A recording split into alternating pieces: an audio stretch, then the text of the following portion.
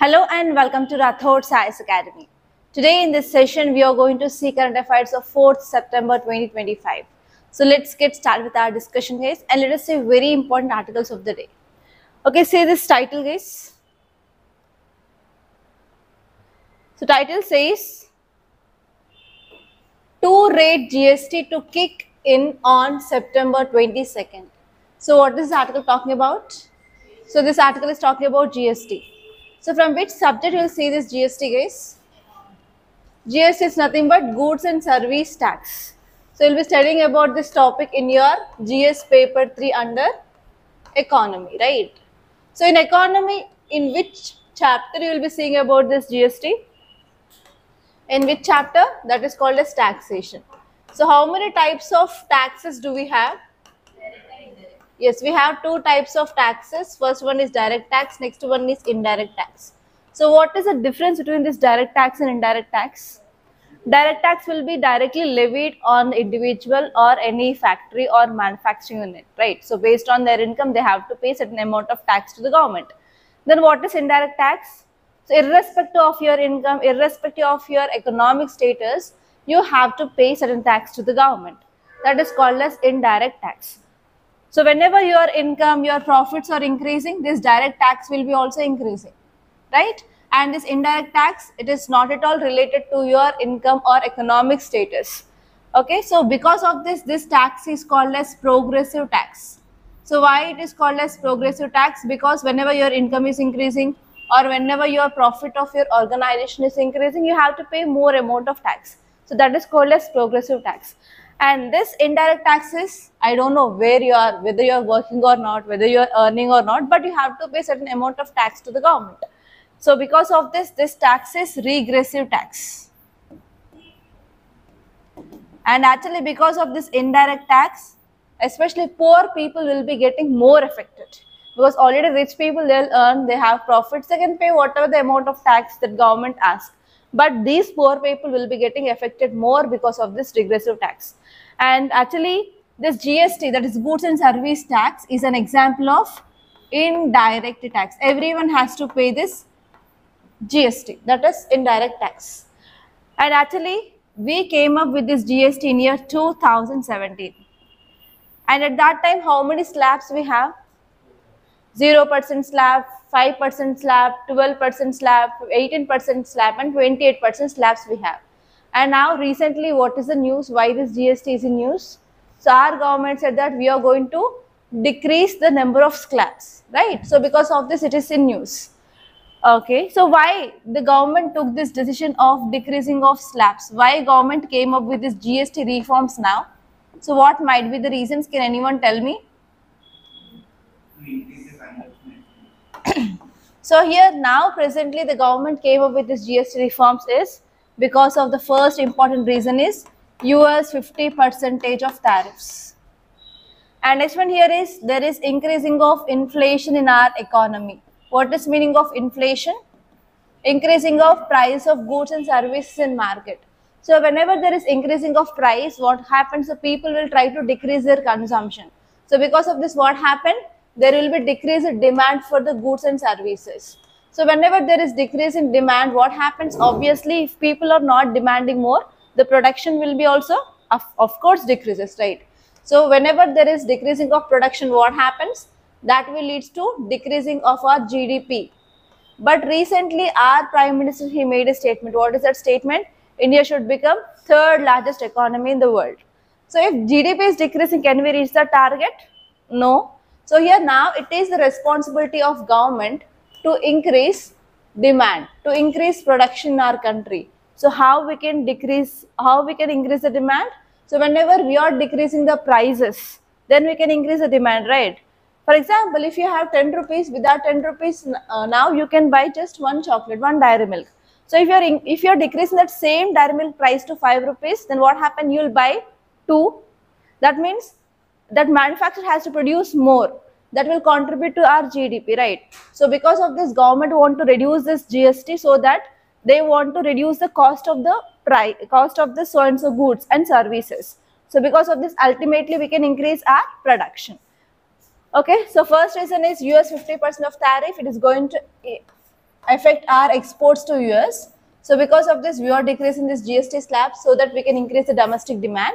And next one is we want to control this inflation. And next one is we have to achieve this target of world's third largest economy. And one more target our country is having is 2047. What is this target of 2047? Viksit Bharat. What is this Viksit Bharat? We have to attain the status of this developed country by 2047, right? So because of all these reasons, now we are going for this GST reforms, removing of certain slabs. And which slabs we are going to remove? Any idea? 28% slab? Okay, 12. And we are going to add one more slab now, that is 40% slab. So what is that 40% slab? So sin goods like tobacco, gutkha, like that. So those goods they will be having nowadays, we are going to impose more tax. Why? Because by using that goods, it will be having impact on the health of the people. So government is also taking certain steps to limit the usage of that products by keeping that sin goods in this 40% slab. Okay, so this is the thing. Is there any advantages of this GST reforms now? What are the advantages or what are the benefits? Or what is the impact of this GST reforms? GDP increases, increase production and increase the demand in the people, and the cost of the goods will become very low or cheap available of goods that we can see in the market, and even purchasing power of people increases or reduces. Okay, purchasing power increases. And what about hunger and poverty? Can we decrease that or not? Yes. And can we attain the sustainable development goals? Of course, these reforms will be helpful for attaining of sustainable development goals as well. So this is about your topic, guys. And now you guys tell me from which subject it is important apart from economy. Can we connect it with the social issues also? Next, impact on society. And even the government is taking certain steps. Can we add this under government policies, reforms under governance? Yes, from GS paper to under governance also we can connect it, and even we can connect this topic from GS paper 1 society and as well as social issues, guys. So now let us see the context, what exactly this article is saying. So India will implement a 2-rate GST structure, and it is going to be started from September 22nd onwards. And actually we are eliminating 2 important slabs, and whatever the items that are there in this slab, we are transferring it to lower slabs. Okay, so whenever we came up with this GST in 2017, at that time we have 0% slab, 5%, 12%, 18%, 28%. And now we are going to have only 2 slabs, that is 5% slab and 18% slab. We are going to remove this 12% and 28% now. And apart from this, we are going to add 40% for sin goods and as well as luxury goods. Okay. Okay, now we are going to have only 2 tax slabs. So in your economy book, in your GST topic, so please add this update. So from now onwards, we are going to have only 2 tax slabs, that is 5% and as well as 18%. And luxury and sin goods comes under 40%. Okay, special 40% slab we are going to come up. So it is reserved for luxury and as well as sin goods. For example, high-end vehicles and as well as beverages and some tobacco or luxury products or like gutkha, pan, whatever it may be. Okay, why? Because we have to decrease the consumption. We have to prevent the people you use this, because it is having lots of negative impact on the health of the people. So if health of the people is also deteriorating, then it will be also impact on the government. Why? Because if a bread earner in a family dies, then what happens? Again, that family should get support from the government. Again, that will be burden on the government, right? So because of this, government need to take some certain steps to discourage the use of this type of goods which are having impact on the people. So for that, they are keeping under 40%. And this one is certain goods are exempted from tax now. So what are those tax-free goods? Like milk, paneer, Indian breads, and even certain life-saving medicines and personal health and life insurance. Now they are getting GST exemption. It is very important. So you may get prelims question from this point. Which of the following goods and services are exempted from this GST in this new GST reforms? Please make a note. Milk, paneer, Indian bread, life-saving medicines, personal health and life insurance. From now onwards, there is no GST on them. Okay, and even there are reduction on household items like goods like hair oil, soaps, toothpaste, bicycles, television, cement, household appliances. Now they are moving to this lower rate, that is nothing but 5% slab now. So why this reform? As I said, the first one here is government wants to simplify this litigation of GST, and government wants to improve domestic consumption, increase demand, increase purchasing power of people. And this one is we want to improve stability, and as well as we have to help this MSMEs, that is micro, small and medium enterprises, so that we can increase production and as well as we can increase employment opportunities in our country. Okay, so what is the impact? The first one here is the cost of the goods will be obviously low. Now we can get cheaper goods, especially food items, toiletries, health services, and also certain medicines. So that what happens? We can decrease the burden on this budget of the middle class people on their daily use products. And especially it will be very, very helpful for low and middle income households. And next one is for the businesses also, there will be increasing of boost of the demand, so that they can go for increased production, increased employment opportunities, and we can decrease poverty and as well as hunger, and we can also increase like health outcomes in our country. So all these are the impacts. Okay, now let us see the next article. See the title, guys. Foreign firms halted India projects worth 2 lakh crore rupees. So what is this article talking about? Foreign firms halted is nothing but stopped. Foreign country related industries or anything which had stopped Indian projects, and the worth of those projects is around 2 lakh crore. What is the meaning of this title? Okay, so this is India. So do we have MNCs?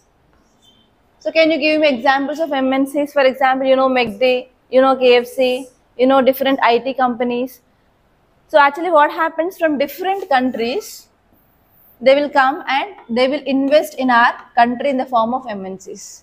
But what happened now is, this foreign industries or foreign companies, they stopped investing in our country, especially in certain projects they have been started.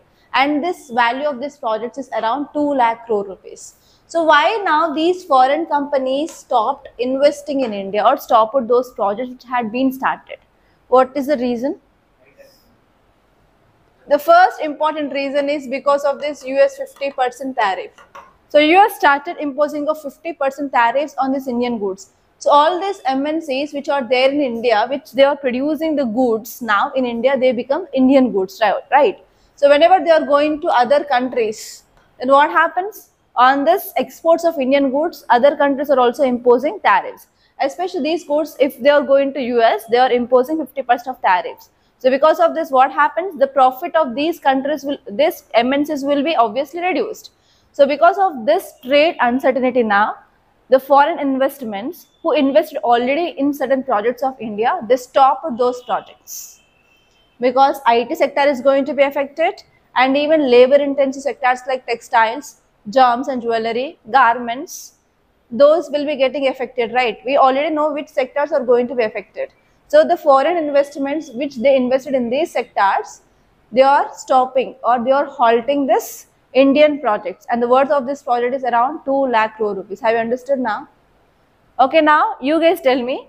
So if these companies of foreign countries, if they stopped Indian projects, do we have any impact on our Indian economy?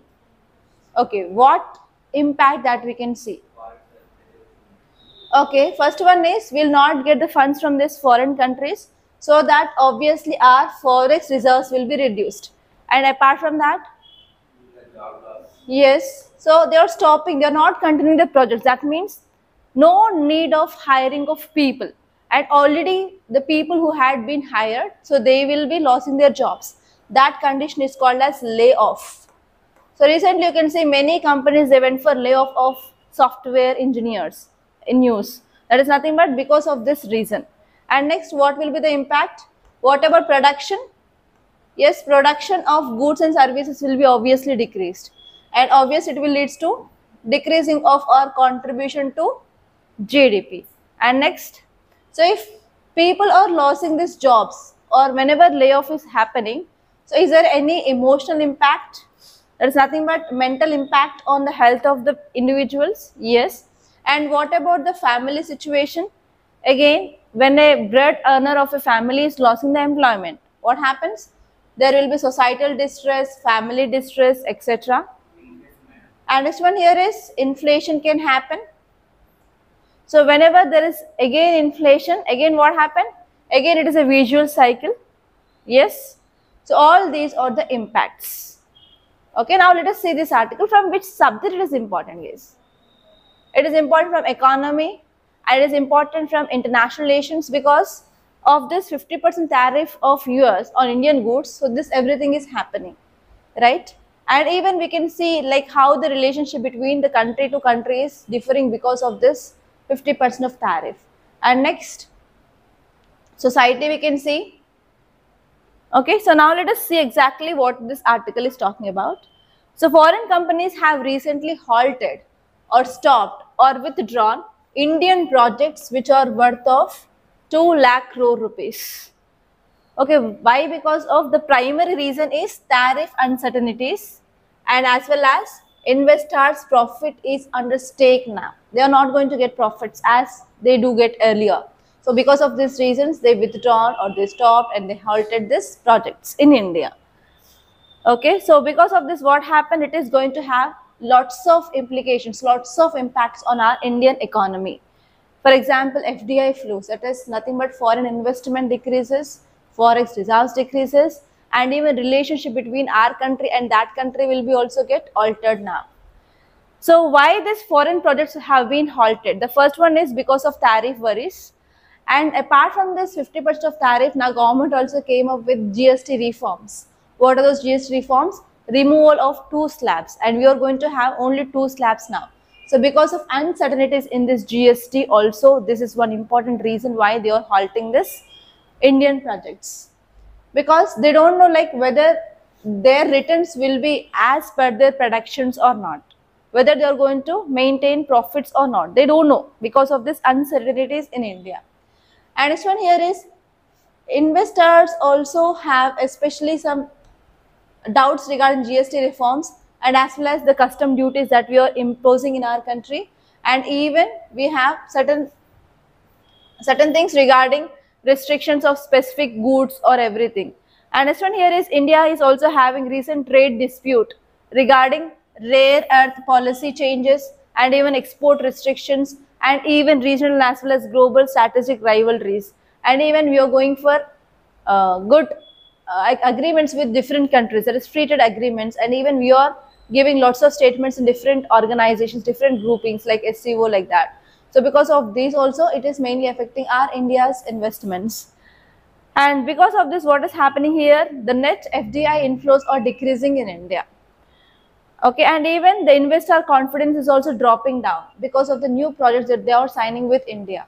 So because of all these reasons, here the foreign countries are not willing to continue this Indian related projects. And what will be the impact? The first one here is economic growth of our country will be obviously in stake. And next one is there will be increased unemployment rates in our country. And next one is we will not get proper technology updates or technology transfer from different countries. And next one is will be no skill transfer, and there will be no local industries development in our country if foreign countries are not investing in our country, and we'll be always having this fund crunch or fund crisis in our economy. And next one is obviously FDI will be very low, and there are lots of volatilities in our economy, and especially manufacturing infrastructure sector will be affected. And now if foreign countries are not investing in our country, obviously we need funds. So for that funds, we have to go to other countries and we have to borrow money, or we have to get the loans. Again, it will leads to the high debt for our country, and we have to pay interest rate for that borrowed money. So again, it will be lots of problems. Okay, so for the businesses especially, there will be over cost or overburden. There will be no profits, and even there will be increased layoffs, and the competition will be also very, very less now. And even government has to consult the foreign stakeholders, and government has to sign some agreements with other countries, then only we'll get some investments into our country. So all these will be the impacts of this. And now let us see the next article, guys. See the title, India's first vulture conservation portal launched in Assam. Very, very important article of the day. Okay, so what is this vulture? Do you know this vulture? Vulture is a bird species, right? So actually, if you see the number of vulture has been decreased to 95 to 98% in India. And they are in the verge of extinction now in India. So because of this, government is taking lot of steps for conservation of vulture. Why? Because this vulture plays a very, very important role in our ecosystem. If any animal dies, then what happens? Who will eat on this dead and decaying organisms? That is vulture. Vulture is one example of a scavenger of our environment and ecology. And even, do you know this Parsi community? So these Parsi community, after death, they just leave the dead body for animals. So in that case also, vulture plays a very, very important role in making our environment clean. So because of this, vulture plays a very, very important role. But this number of this vulture is decreasing day by day. That is 95 to 98% of already the decreased number of this vulture happened. So the reason behind this decreased vulture population is only one drug, that is called as diclofenac. I think you might be know about this diclofenac. It is nothing but just a painkiller. So what is happening here is, especially in this veterinary, that is nothing but whenever we are treating animals, if they are having any problem, then what the doctors, veterinary doctors are doing is they are just giving this diclofenac injection. So actually this diclofenac, it is a painkiller that will be normally eliminated in our body through kidneys. So what happens if suddenly that animal dies? Then what we'll do? We'll throw that carcass, that is dead body of this animal, in certain forest. And normally what happens? So these vultures, they'll come and they will feed on this dead body of this so and so animal which is died, which is given with this diclofenac. And this diclofenac from that dead body will be entered into this body of this vulture. And that is leading to this failure of kidneys of this vulture. So because of this, 95 to 98% of vulture population had been reduced in our country. So because of this, now government is taking lots of steps for improving of vulture population in our country. So in that part of conservation, now government came up with one portal, guys. So because of this, it is very, very important from your environment and ecology. So see about vulture and see about different types of vultures or different species of vulture they are present in India and what is their conservation status. And we also came up with this vulture conservation project in this Haryana region in Pinjore area, and it is one of the successful projects. So see about even Pinjore conservation project of vulture. Okay. Here now let us see this article. So our government of India came up with first vulture conservation portal, and this portal is www.thevulturenetwork.org. So it was launched in Assam on September 2nd, 2025. And why this portal was launched? It is to address country's severe vulture population crisis. And actually through this portal, we are connecting communities along with these researchers and as well as organizations. And actually through this portal, we are going to connect one digital initiative, and this digital initiative which involves the local language outreach, and we are also going for awareness about this culture, about this vulture conservation to this normal people, and we are focusing on protection of these vultures, awareness and as well as research. So if you see certain details which are given in this article, they are saying that this portal had been developed by V Foundation India and as well as Guwahati University Zoology Department, and even other partners like Assam Bird Monitoring Network and Lhasa Foundations. So all these came up with this cloud-based platform for sharing of research, best practices and materials targeting this conservation of these vultures. And actually the important aim of this portal, it is to spread information in the local languages to communities regarding what steps we have to take and why we have to focus on this conservation of vulture, everything. And next one here is they are also focusing on scientific research and analysis of threats to this vulture, and even campaign resources and citizen reporting tools, and they are also focusing on improving of cooperation between communities, researchers and as well as the people who are present in that area. And why it was launched, about 95 to 98% of this number of these vultures had been decreased drastically because of one drug called as diclofenac. It is just a painkiller which is given to animals. And next one here is why it had been launched in Assam only, because Assam is one of the critical habitat for endangered vultures, and now just less than 800 vultures are present in this region. So because of this, they came up with this portal in this Assam region. Okay, in Assam, normally in Assam we can see 8 species of vultures. So in that, the famous vultures are white-rumped vultures, red-headed vulture, Himalayan griffon and Indian vulture. So see in our country how many species of vultures are present and what is their conservation status. Very, very important. And now this article is saying that there is an urgent need for improving of awareness, and we have to regulate the use of toxic drugs in these animals, and we have to make local communities to involve in protecting of these vultures, and we have to increase public participation in these conservation campaigns. So for that we need to have these digital initiatives. And even this article you can use in this e-governance process also. It is nothing but whenever we are coming up with this kind of digital tools, digital websites or portals or any apps, so that kind of examples that you can also use in your governance related answers. Okay. Yeah. And say this next article, guys. Dozens dead as heavy rain floods, landslides batter northern states. So actually heavy rainfall is happening in this northern states, especially mini cloud burst. What is mini cloud burst? How much amount of rainfall? Yeah, 5 centimeters of rainfall in 1 hour causes mini cloudburst. So actually there are increasing episodes of this mini cloudburst. Recently we discussed that article. Who said this increased number of mini cloudburst? Yes, IMD chief said that yes, there is increased in mini cloudburst in our country. So there we discussed about what are the reasons behind this and what is the impact of this. So see that and connect this and revise that topic once again.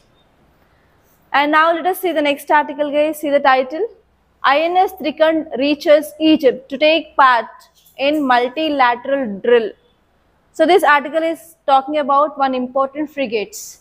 So you know about these frigates, you know about aircraft carriers, right? So normally in our defense we have 3 types. We have army, we have air force, and we have navy. So to protect our country, so we have navy, we have army, we have air force. So army will be guarding our borders because India is sharing boundary with different countries and we are having threat from Pakistan and China. So these Pakistan and China are bordered by this army, and other people, other borders, they will be mainly bordered by CAPF forces.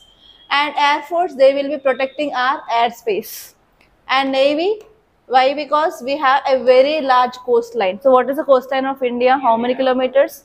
11,090 kilometers, and we have to guard our coastal borders or coastal region, right? Coastline. So for that we have this navy. And for the protection purpose, so they have different equipment for protection. For example, army people, they have guns, rifles, and even they have certain tanks to use these missiles. And this air force people, they have aircrafts, jets, okay. And navy people, they have to use the ships. So here in this navy people, so what are the equipments they will use? First one is frigates, second one is aircraft carriers, and third one is submarines. So frigates are like small ships, and they are mainly used for this patrolling purpose and as well as escort. And this aircraft carriers we'll use normally whenever we are having this war, or in the wartime we will be using that aircraft carriers. So the difference between these aircraft carriers and frigates is nothing but this based on the size, based on the carrying of equipment. So these aircraft carriers are very big in size and they can carry multiple equipment, and these frigates, they are in small size, they will carry very less equipment. And we have the submarines. Submarines are nothing but they are present under this water, and they are normally 2 types, diesel based and nuclear based. Okay, so this article is talking about frigates. Okay, so see here, one of our frigate reached this Egypt to take part in multilateral drill. So we are going for drill in this Egypt, and that name of that, please make a note. In the recent class also we discussed about one Exercise, right? So what is that exercise we discussed? India, Thailand exercise. What is that? Maitri. That is army or navy or air force. That is army. In which area we are doing that? Mizoram. Okay. So again write down. So this is exercise Bright Star. Exercise Bright Star. So try to keep one page only for Meghalaya or Mizoram? Meghalaya. Very good. Okay, so try to keep one dedicated page for this exercise itself. Write down the exercise name, which country, and what is the aim. So write in this way, because every year you will be having at least 25 to 30 exercises in use. So this is exercise Bright Star. It is between India and Egypt. It is navies. Okay, exercise Bright Star between India and Egypt. Exercise Bright Star, India and Egypt. It is related to our navy.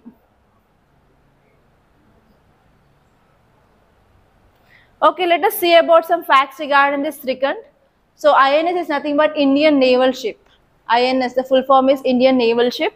Trikand is a frontline frigate and is equipped with wide range of weapons and sensors. And actually this ship is a part of India's Navy's Western Fleet and it is there in Mumbai. So actually we have Western Coast and Eastern Coast, right? So in the Western Coast, for protection of this Western Coast, we have this Western Fleet. And in the Eastern Coast, we have Eastern Fleet. And Western Fleet headquarters is located in Mumbai. And this INS Trikand is from Western Fleet from Mumbai.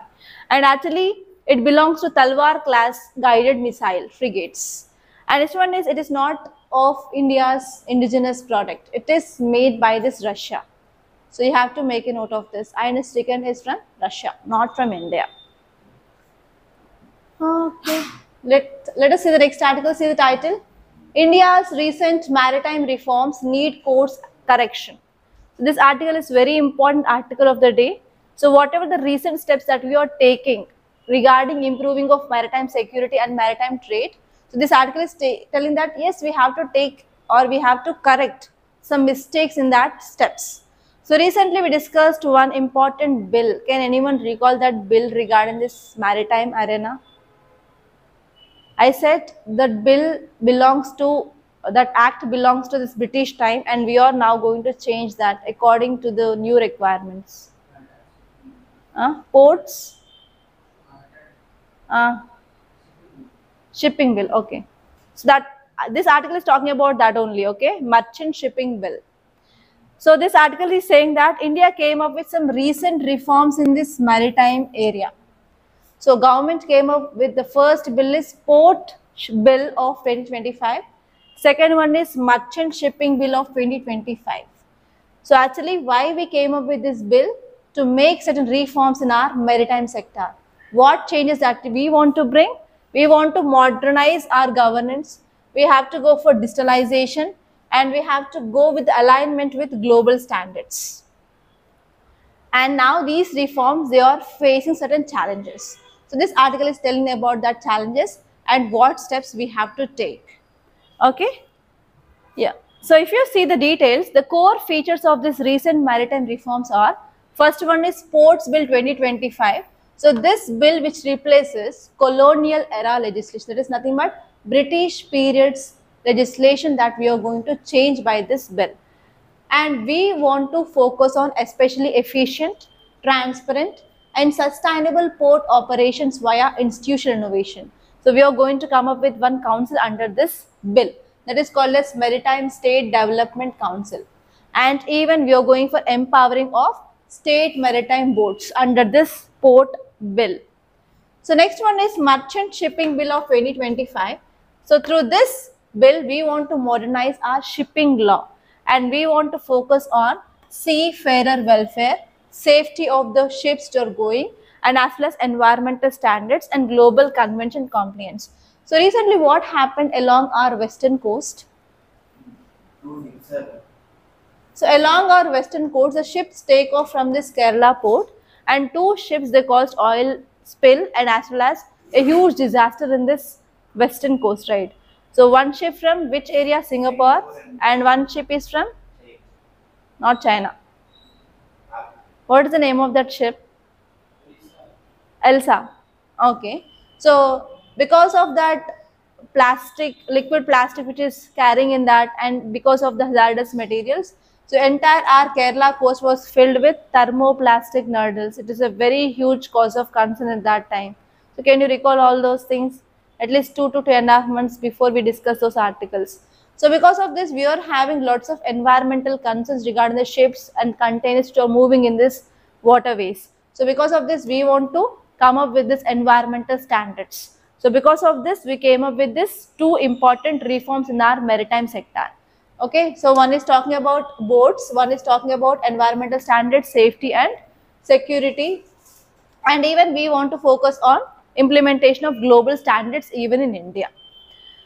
Okay, so for this, they are focusing on getting of investments, and they are focusing on shipbuilding clusters, and they are focusing on funding mechanisms. So for that, government came up with this Maritime Development Fund. So why? Because if we want to improve infrastructure, it won't happen without money. So we need lots of funds for the development. So for that, government established this Maritime Development Fund. So these are the three important reforms that we came up in the recent past in this maritime sector.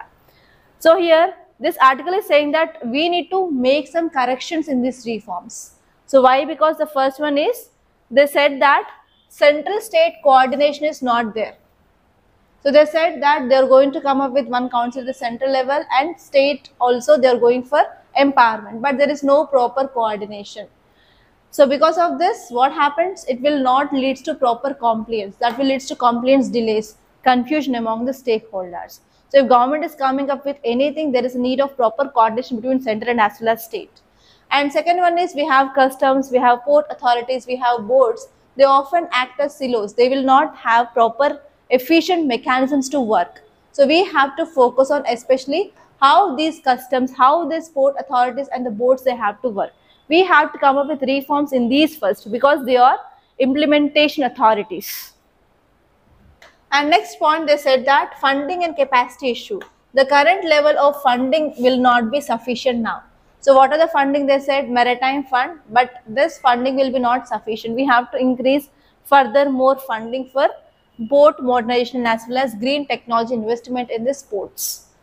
And next one is, there is lack of clarity on long-term financing and as well as multi-year allocations, whether if we start any project, whether we are going to complete that on time or not, whether it is sustainable or not, we don't have any idea about that. We have to make corrections regarding this. We have to come up with a clear-cut idea regarding from where we'll get funds every year and where to invest that funds. And next one is, there is limited private sector participation. So there is over reliance on this government controlled ports. So because of this, we are not focusing properly on competition, development, technology, quality of service and innovation. So here, this article is also saying that we have to take this private people also into consideration, so that we can modernize our ports which are already there. And this one is, we are not focusing on proper safety, environment and risk management. So there are certain gaps, because recently hazardous cargo which exposed that there are weaknesses in our Indian oil spills, and as well as we don't have proper disaster contingency planning. And even in this shipping sector also, it will contribute lots of greenhouse emissions, but these had not been discussed in that bills. They just, we want to focus on environment and safety, but they didn't talk clearly about what they'll do regarding these oil spills, how they can decrease this greenhouse gas emissions. Nothing, they didn't talk about that. And next one is, if there is any dispute, there is no dispute resolution mechanism. Where can we file this disputes, or where the people will be getting solutions for their problems? There is nothing talked about this in the bills. So in these areas, we have to do correction. That is the thing which mainly said. And the recommendations, you are saying that we have to go for accelerating of unified digital integration, so that there will be proper connection between central government and as well as state government, so that there will be proper coordination between these two. And next one is, we have to go for long-term financing. Okay, and we have to have a clear-cut idea like from where we are going to get investments and how we are spending that money. And next one is, we have to incentivize this private investments in both major and non-major ports, so that we can improve this quality of the service and as well as innovation in these ports. And we have to focus on public accountability and proper disaster management drills that we have to be focused on. And next one is we have to have a standard dispute resolution protocols for proper ensuring of safety, quick and uniform adjudication. We have to reduce the risk of investors. Okay, so all these things which are said in this article, guys. Clear? So these are the important topics that appeared in our today's in the newspaper. By this I'm concluding. Thank you so much, guys, for watching, and please do like this class and share this class to your friends. And don't forget to subscribe to Rathod Science Academy, and you can follow us on our Instagram page as well, where we are providing daily prelims question with answer and mains question with model answer, and also current affairs in short. Thank you so much, guys.